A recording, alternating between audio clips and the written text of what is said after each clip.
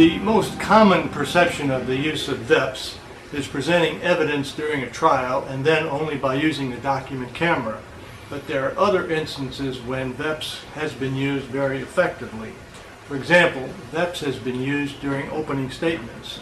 Some counsel display testimony that they know will be admitted during the trial, such as excerpts from a video deposition or actually placing under the document camera the text from the deposition transcript. Other counsel use the VEPs during opening statements to display the actual evidence, for example, the key email that may be introduced into evidence or key language from a contract. Others use the opening statement to actually educate the jury. For example, in a patent case, many jurors have no idea what a patent is, so counsel will elect to display a patent on the document camera during the opening statement to give the jurors some basic understanding of what a patent really is.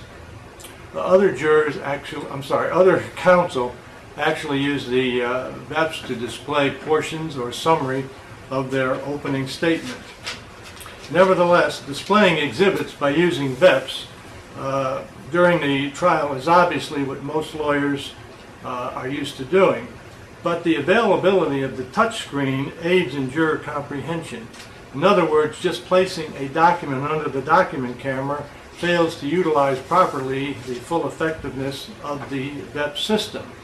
For example, in an instance where there was a list of employees, some of whom had been singled out for special treatment, counsel displayed the list of the employees on the document camera, and then using the touch screen placed an arrow next to those persons who were singled out to highlight the special treatment given to those employees.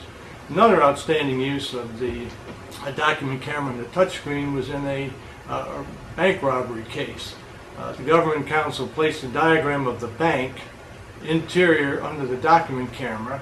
Then, using the touchscreen, the counsel had the bank teller place an arrow where the teller was stationed during the time of the robbery, then asked the teller, using her knuckle, to trace the route of the robber from the door of the bank and the route that the robber took over to the teller station, and then the route followed by the robber out of the bank.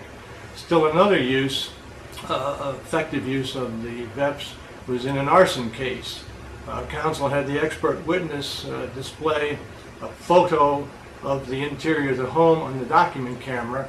Then counsel had the expert witness draw a circle around the gas can, a circle around the hole in the floor where the burn occurred, and then more circles around the burn pattern on the individual walls. Now, on the other hand, there was an instance in another criminal case where the government was trying to tie the defendant into the gun in question, and so the counsel was using the gun placed in front of the witness at the witness chair and having the witness explain where the fingerprint was on the gun.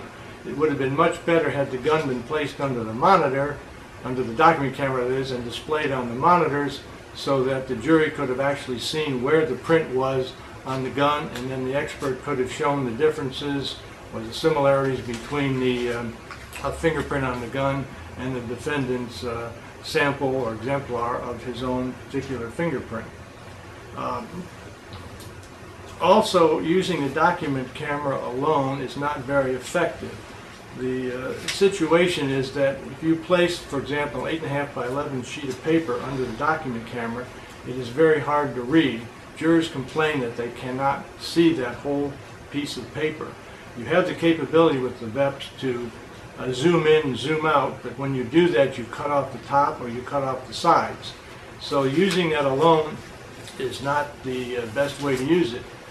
A more effective way is to load your documents onto some software. Load it onto your computer, either using a hard drive, a CD, or DVD, and then using software, you can have the capability to manipulate the document. For example, what works best is the software that allows the first page of the exhibit to be displayed to show that it's, for example, Exhibit 17.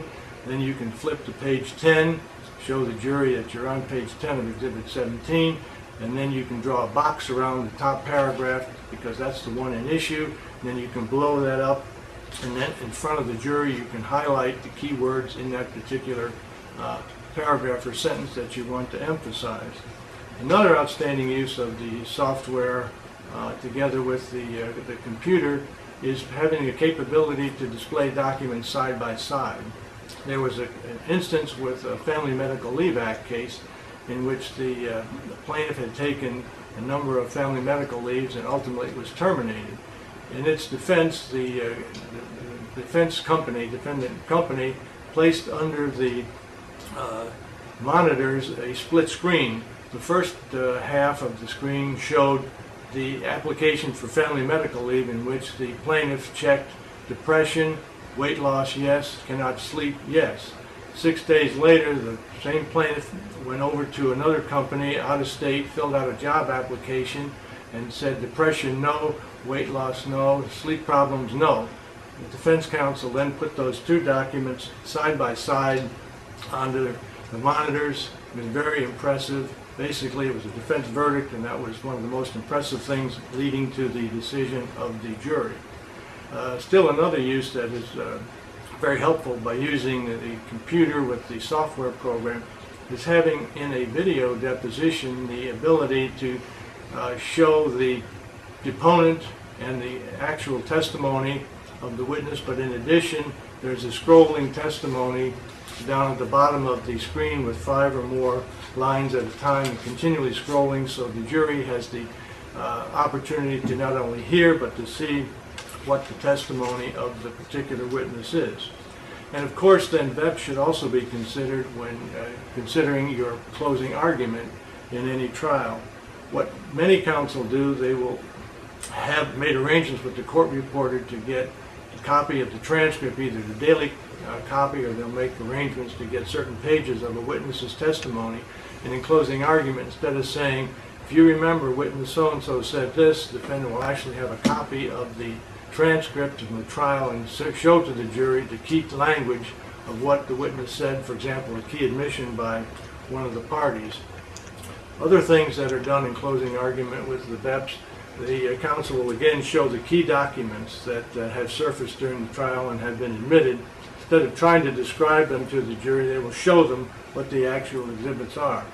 Still, a third use of the VEPs during your closing argument is for instructions.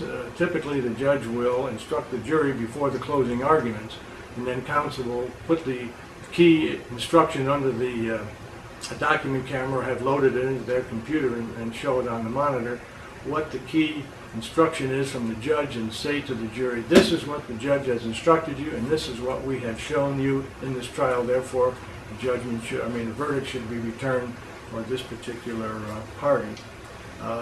One other thing that's done in closing arguments, some of the lawyers will actually put the verdict form under the document camera, and where there's a question, has the plaintiff proved by a preponderance of evidence that they're entitled to recovery, some lawyers will check yes if they're the plaintiff. As they're the defendant, they'll check no, try to tell the jury exactly what way the jury should render a verdict. Likewise, that part of the verdict form where there's an amount for damages, plaintiffs may put in a number, or defendants would actually might say 0. Lastly, in closing arguments, what the parties will do is they will use PowerPoint to summarize their arguments, and so they can display to the jury both their written form what their argument is, as well as what they have said orally.